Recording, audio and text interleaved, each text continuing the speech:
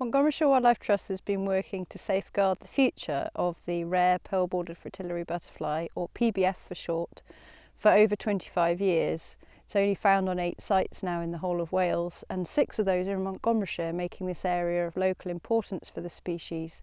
5 of the PBF sites are really close together near Welshpool, and this means they form a metapopulation, a complex of sites quite close together, and the butterflies have the ability to move between those sites.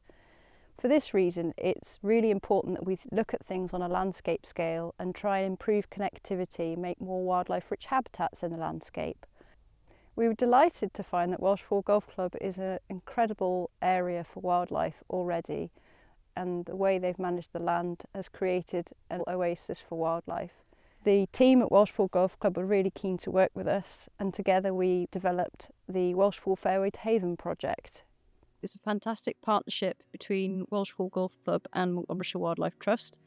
It's led by Welshpool Golf Club, which is fantastic. We're not aware of another golf club actually leading on a wildlife-focused project. There's very little in terms of actual records of the wildlife that live up here. So that's another key focus point for the project, is to really get out and do surveys and understand what we have.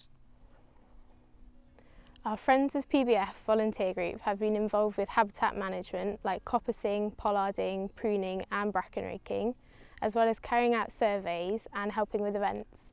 These activities have provided plenty of training opportunities along the way. In the spring, our focus was surveying birds and PBFs and other butterflies. To try and understand the site value for the breeding birds, we visited twice early in the morning, recording all the birds we could see and hear. We found at least 12 priority species using the site, most notably yellowhammers, which we believe there to be at least 5 breeding pairs. We have carried out surveys for PBFs in a standard fashion on parts of the site for over 20 years. We assess the habitat and then count the butterflies once they are flying. These were continued during the project, as well as searching for butterflies elsewhere on site. So the PBF's a really beautiful butterfly. It's a little orange butterfly. There's actually a very similar species called the small pearl-bordered fritillary, which, despite its name, is actually not that different in size to the pearl-bordered. They both look very, very similar, and you need to get a really good look at the underwing, really, to tell them apart. The PBF flies in the spring. It flies between mid-April and the end of May. And the small PBF is usually on the wing from May to June. So the pearl-bordered fritillary is rare because it has very specific habitat requirements.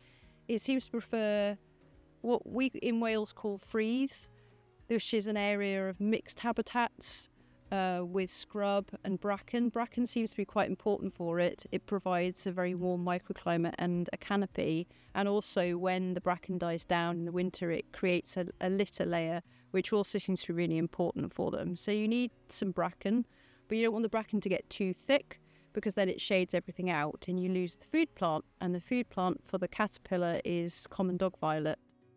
So the area Agolva that we've been surveying and looking after for many, many years is directly connected and is indeed part of a big open area which includes Welshpool Golf Club as well. And across all of that site, the golf course only manages a third of their area for golf. The rest of the areas are what we would call habitat, and in fact even the managed areas for golf are really nice habitat because they're an improved acid grassland, which is quite rare these days. Beyond those areas, those grassed areas for the golf, there are lots of areas with bracken and scrub.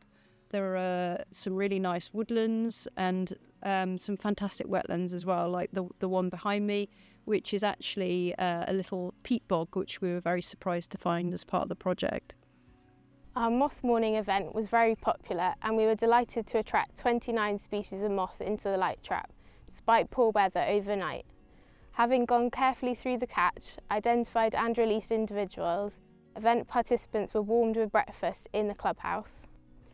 To look for dragonflies and damselflies, we visited the various ponds, not only looking for adults flying around mating or egg laying, but also for exuvia, which is the empty larval skin left behind on vegetation when the adult emerges. Not only is it often possible to identify the species from this, but also proves breeding in the pond. By the end of the summer, we managed to record 12 dragonfly species, 11 of which were new records for the site. Our hunt for bees and wasps found around 20 species, including 5 rarely recorded elsewhere in the county. As the peak fruiting period, autumn, was all about fungi, our popular October fungi walk event was blessed with sunshine, and we found a total of 27 species, many of which were the colourful wax-cap fungi, which are a great indicator of unimproved grasslands. Hi, my name's John Gamble. I'm the course manager here at Welshpool Golf Club. I've worked here for roughly 24 years, nearly 25 actually. Welshpool's been here since 1932 as a club as a whole, based on the hilltop of Golver Hill, which is an 18-hole moorland golf course managed in a traditional greenkeeping way. We try to use low inputs of any chemicals that we have. What you see on this hill is actually just a pure indigenous species golf course. This day and age you'll see a lot of golf courses that are actually man-made, they're sculpted, whereas here it's just completely natural.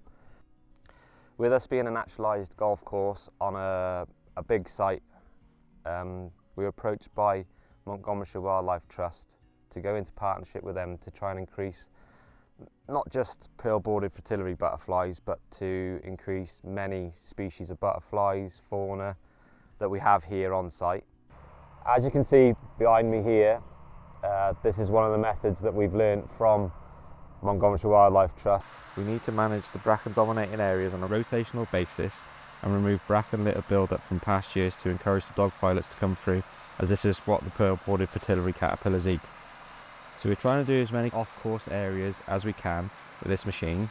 It's a great tool for the job, literally munches bracken and scrub to a pulp and can work on steep slopes that we have up here. If we can encourage any species, whether it be rare or thriving, we can make a better environment for the habitat and try and help nature along in any way we can. When it comes to the project, it won't stop here. It'll carry on improving habitats for years to come. Now we have the specialised machinery. We know how to improve the habitats and the methods that we need, which is what the Wildlife Trust has actually learned to us as well. So hopefully with Tammy's guidance we can move forward and hopefully get every species numbers up on this amazing beautiful site.